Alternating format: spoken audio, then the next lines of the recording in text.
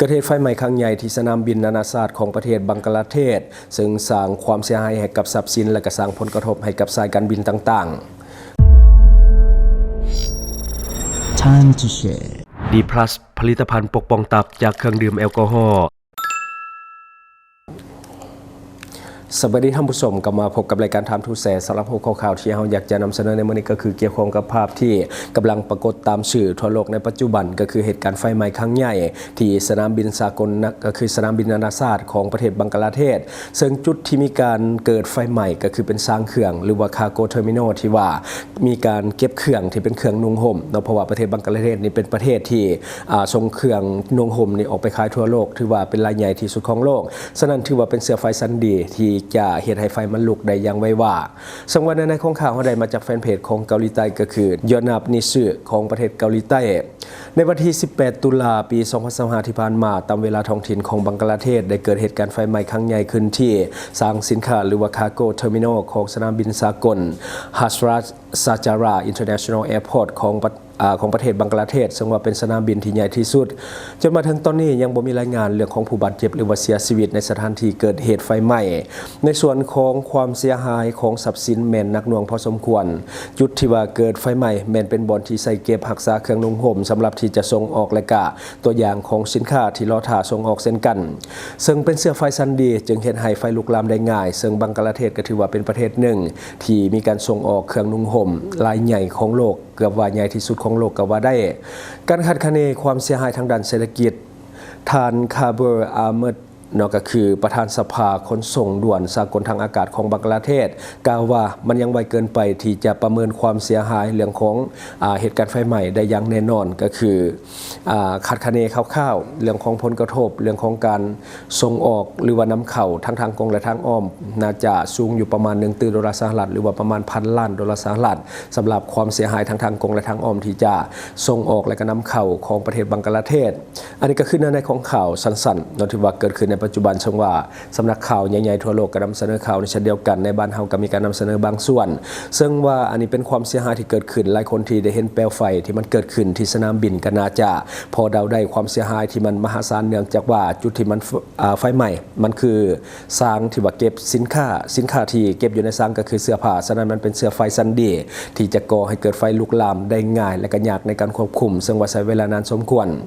นี่เป็นความเสียหายครั้งใหญ่ที่ว่าเกิดขึ้นกับสนามบินและก็เรื่องของการส่งออกของประเทศบังกลาเทศแน่นอนล่ะเรื่องสนามบินมันก็ได้รับความเสียหายอยู่แล้วแล้วก็เรื่องของการส่งออกในก็ต้องได้ชะลอหน่อยหนึ่งเพราะว่าตอนนี้ต้องได้ไปปัวแปลงหรือว่าต้องได้ไปฮื้อสร้างใหม่ก่อนที่จะส่งออกได้อีกน่าจะใช้เวลาอีกน้อยนึงน่าจะมีการเล็งพอสมควรถ้าว่าอยากให้มันไวขึ้นแต่ยังบ่มีการรายงานเรื่องของผลกระทบกับสายการบินหรือว่าเที่ยวบินทางภายในและต่างประเทศแต่เรื่องผลกระทบนี่มันกระทบแน่นอนอยู่แล้วเพราะว่ากลุ่มควันที่มันเกิดขึ้นนะคือมันเป็นกลุ่มควันขนาดใหญ่แน่นอนเรื่องของสายการบินมันก็จะมีผลกระทบเพราะว่าการกลุ่มควันขนาดนี้เรื่องของการบินที่จะลงนะมันแน่นอนแหละมันยากที่จะขึ้นหรือว่าลงมันบ่มีความปลอดภัยฉะนั้นน่าจะมีการเลื่อนเรื่องของสายการบินอย่างแน่นอนแต่ว่าในรายงานข่าวเพิ่นบ่ได้รายงานให้นอกจากเลยว่าบ่มีการรายงานเติมแต่ถ้าว่ามีความคืบหน้าเฮาจะมารายงานเพิ่มเติมสำหรับท่านใดที่ว่าอยากรู้ก็มีแต่กดติดตามเอาไว้เนาะเดี๋ยวเฮาจะพยายามหาเนื้อในข่าวที่มันมีความคืบหน้ามารายงานเพิ่มและวันนี้มาเบิ่งอีกหนึ่งอุบัติเหตุที่ว่าเกิดขึ้นทางการบินเช่นเดียวกันก็คือเรือบินที่ว่าเป็นเรือบินส่งสินค้าทลายออกจากรันเวย์แล้วก็ตกลงไปในทะเลก็คือออกจากรันเวย์บ่พอยังตกลงไปในทะเลเหตุการณ์นี้เกิดขึ้นที่ประเทศฮ่องกงแล้วก็คือเกิดที่ฮ่องกงสำหรับในของข่าวเขาได้มาจากแฟนเพจก็คือ South China Morning Post เนาะซึ่งว่าเป็นแฟนเพจทางนี่ละทางฮ่องกงที่ว่าเพิ่นเอาลงไว้ก็คือได้เกิดอุบัติเหตุใหญ่ที่สนามบินนานาชาติฮ่องกงหรือว่า SKIA เนาะ SKIA ซึ่งว่าช่วงเช้ามืดของวันที่20 ตุลาปี 2025 ที่ผ่านมาเนาะหลังจากที่ว่าเรือบินบรรทุกสินค้าของสายการบิน Emirates Sky Cargo Flight EK 9788ซึ่งดำเนินการบินโดยสายการบิน Air ACT Airlines จากประเทศตุรกีประสบเหตุถลายออกจากรันเวย์แล้วก็ตกลงในข้างทะเลนอกข้างสนามบินซึ่งว่าในขณะที่กำลังพยายามที่จะลงจอดที่สนามบินปลายทางก็คือประเทศฮ่องกงนอกก็คือข้างสนามบินมันเป็นทะเลถลายออกจากรันเวย์ปุ๊บเนาะต่ำกำแพงแล้วก็ลงไปทะเลเลยโดยเฉพาะเป็นเครื่องบินขนาดใหญ่และก็น้ำหนักหนักสมควรเนื่องจากว่าเป็นเครื่องบินคาร์โก้ก็คือเครื่องบินใส่ขนเครื่องซึ่งว่าลูกเรือบ่หลายนอกก็คือบ่มีผู้โดยสารแต่ว่าจะมีลูกเรือที่เป็นผู้บริการอยู่ภายในและก็รวมทั้งนักบิน ซึ่งว่ารายละเอียดของเหตุการณ์ก็คือเวลาเกิดเหตุเป็นประมาณ 3:53 นาทีตามเวลาท้องถิ่นของประเทศฮ่องกงสำหรับยนต์หรือว่าเรือบินดังกล่าวก็เป็นเรือบินที่เกิดเหตุก็คือ Boeing 747-481 BD SPF ทะเบียนก็คือ TC ACF เดินทางมาจากสนามบินอัมบักตูมเมืองดูไบอาหรับเอมิเรตส์โดยสังว่ามาที่ประเทศฮ่องกงลักษณะของอุบัติเหตุที่ว่าเกิดขึ้นในขณะที่ลงจอดอยู่ทางรันเวย์เลขที่ 07L ก็คือเรือบินสายการบินดังกล่าวมีการทรงตัวที่มันเอียงไปทางด้านซ้ายก่อนที่จะตามเข้ากับกำแพงที่ว่ากั้นระหว่างสนามบินและก็ทะเลแล้วหลังจากนั้นก็คือพังกำแพงที่ว่ากั้นตกลงไปในน้ำทะเลซึ่งเครื่องบินจึงจอดสนิทก็คือทลายไปเรื่อยๆตามกำแพงกับบ่อยู่แล้วก็ตกลงน้ำทะเลจึงหยุดจุดดังกล่าวแต่ว่าบ่มีการรายงานเรื่องของการระเบิดดังนั้นจึงเฮ็ดให้หุ้มหางเครื่องบินยังคงคือเก่าแต่ว่าความเสียหายน่าจะบ่น้อยเช่นกันคือความสูญเสียและกับผู้ประสบเหตุก็คือลูกเรือในเครื่องบินทั้งหมดมี4คนแม่นปลอดภัยทั้งหมดสำหรับผู้ที่ว่าอยู่ในเครื่องบิน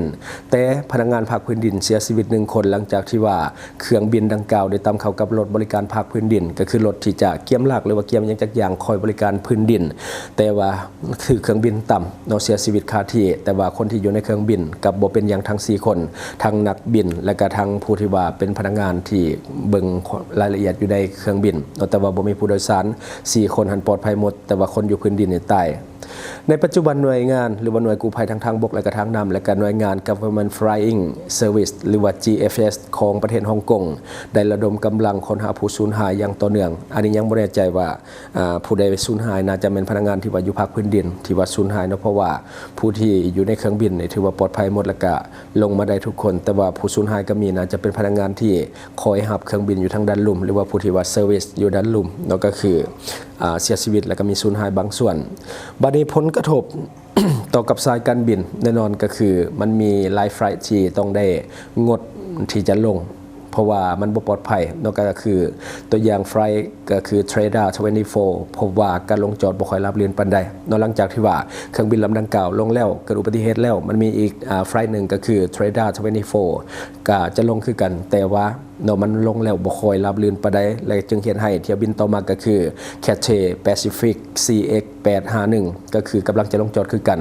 ลงตำลังกันแต่ว่าเห็นเหตุการณ์เป็นแบบนั้นก็คือ go around ก็คือกลับคืนก็คือบ่ลงเพราะว่าเป็นห่วงเรื่องของความปลอดภัยเพราะว่ามันน่าจะเกี่ยวข้องกับเรื่องของสภาพอากาศจุดนั้นน่าจะบ่เอื้ออำนวยหรือว่าเกิดอย่างจักอย่างขึ้นจึงเฮ็ดให้เกิดความบ่แน่นอนในเรื่องของการลงจอดและก็มีความบ่ปลอดภัยฉะนั้นหลายสายการบินหรือว่าลายเที่ยวบินก็เลยว่ากลับคืนประเทศหรือว่าไปหาสนามบินที่อยู่ใกล้เคียงเพื่อลงจอดบัดนี้มาเบิ่งมาตรการล่าสุดก็คือสนามบินนานาชาติฮ่องกงได้สั่งปิดรันเวย์ฝั่งเหนือชั่วคราวเพื่อที่จะดำเนินการเก็บกู้พื้นที่และก็ตรวจสอบความเสียหายที่ว่าเกิดขึ้นองค์การการบินพลเรือนของฮ่องกงหรือว่า SKCAD ได้เข้าสืบสวนเพื่อที่จะส่องหาสาเหตุอุบัติเหตุดังกล่าวในครั้งนี้อันนี้ก็คือเรื่องของในข่าวที่ว่าเกิดขึ้นคือหลายคนน่าจะได้เห็นข่าวแล้วเพราะว่าช่วงนี้ก็คือมันมีสำนักข่าวต่างๆทั่วโลกเขาจะนำเสนอเพราะว่ามันเป็นข่าวใหญ่สำนักข่าวแบบนานาชาติเขาจะก็ลงเสเดียวกันคืออุบัติเหตุครั้งนี้ยังบ่มีการรายงานเรื่องของสาเหตุต้นต่อที่พาให้เกิดปัญหาดังกล่าวอาจจะมาจากสภาพอากาศหรือว่าเรื่องของการขัดข้องเรื่องของเครื่องบินหรือว่าเทคนิคการบินอันนี้ยังบ่ฮู้เถื่อถ้าว่ามันมีความคืบหน้าเขาจะรายงานเพิ่มเติมแต่ว่าตอนนี้ก็เนื้อข่าวมันออกมาแต่ซ้ำนี้คือตอนนี้เริ่มส่งผลกระทบกับสายการบินก็คือต้องปิดบางรันเวย์บ่สามารถที่จะใช้การได้เนื่องจากว่ามีการเก็บกู้ซากของเครื่องบินอยู่ก็คือถ้าว่าปล่อยไว้โดนในการความเสียหายมันอาจจะเกิดขึ้นบ่เฉพาะแต่ตัวเครื่องบินแต่มันก็จะส่งผลเสียเรื่องของเครื่องที่บรรทุกมาก็คือมันเป็นเครื่องบินคาร์โก้แน่นอนแหละมันบรรทุกเครื่องที่เป็นสินค้าของลูกค้ามาจำนวนหลายถ้าว่าบ่เฝ้าเก็บกู้ก็จะสร้างผลกระทบหลายกว่าที่เป็นอยู่ในปัจจุบันเพราะว่ามันบ่เฉพาะแต่เครื่องบินเท่านั้นแต่ว่าเครื่องที่ลูกค้าฝากมากะหลายเช่นกันท่านใดที่กำลังจะเดินทางไปฮ่องกงส่วนนี้ก็ต้องได้เบิ่งข่าวแล้วก็เช็ครายละเอียดให้ดีเพราะว่าบางรันเวย์เขาจะปิดบางทีไปฮอดและลงบ่ได้มันก็จะเสียเวลาของฐานฉะนั้นเช็คให้ดีถ้าว่ามันบ่ปลอดภัยหรือว่าเป็นห่วงเรื่องความปลอดภัยก็ต้องได้เลื่อนไปก่อนหรือว่ายกเลิกการเดินทางอันนี้ก็คือเรื่องที่เราเก็บมาเล่าสู่ฟังเฮามีข่าวอีกอันนึงก็คือเรื่องสนามบินเตโซก็คือเตโซ International Airport ของกัมพูชาในปัจจุบันเขาจะเปิดอย่างเป็นทางการหลังจากที่ว่าเปิดทำการไปก่อนหน้านี้ก็คือเปิดทำการแต่ยังไม่ได้เปิดไปทางการซึ่งวันในปัจจุบันนายกรัฐมนตรีของเกาหลีขออภัยของกัมพูชา และก็ภรรยาได้เดินทางไปตัดริบบิ้นและก็เปิดพิธีอย่างเป็นทางการแล้วซึ่งวันตอนนี้ถือว่าให้บริการเต็มรูปแบบเนาะสำหรับสนามบินอยู่กัมพูชาอันนี้ก็คือสิ่งที่เราเก็บมาเล่าสู่ฟังหวังว่าท่านจะได้รับสาระดีๆสำหรับท่านที่ว่าเบิ่งรายการเฮาอยู่คิดเห็นจะได้กับสิ่งที่ว่านำเสนอไปก็อย่าลืมฝากไว้ภายใต้คอมเมนต์ของเฮาและเขาเจ้าจะเข้าไปอ่านด้วยตนเองและขอฝากสำหรับท่านใดที่ว่ามีแผนกำลังจะก่อสร้างในบริษัทเพชรสุขมิสัยเจริญทรัพย์จำกัดผู้เดียวซึ่งว่าเฮารับเหมาก่อสร้างครบวงจรแม้แต่การก่อสร้างใหม่หรือว่าการต่อเติมหรือว่าการรับเหมาเล็กๆน้อยๆก็สามารถติดต่อมาหาทางบริษัทของเฮาได้บริษัทเพชรสุขมิสัยเจริญทรัพย์จำกัดผู้เดียวขอขอบใจบริษัทเพชรสุขมิสัยเจริญทรัพย์จำกัดผู้เดียวบริการก่อสร้างครบวงจรหับสำรวจพื้นที่ก่อสร้างและให้คำปรึกษาโครงการหับออกแบบโครงการต่างๆทั้งแบบ 2D และ 3D การบริการคิดไล่และการประเมินโครงการก่อสร้างหับเป็นที่ปรึกษาโครงการก่อสร้างต่างๆสำหรับท่านใดที่สนใจอยากใช้บริการกับบริษัทเพชรสุขมิสัยเจริญทรัพย์จำกัดผู้เดียวสามารถติดต่อที่เบอร์ 02055662255 หรือ 02077776451 หรือท่านจะเข้าไปเบิ่งผลงานที่ผ่านมาของบริษัทพวกเราได้ที่แฟนเพจบริษัท PSMC จำกัดอยู่เมืองลาวใช้แต่เงินกีบลาวและส่งเสริมผลิตภัณฑ์ภายในเพื่อลดพรการนำเข้าสินค้าและแก้ปัญหาเงินตา Subscribe for more video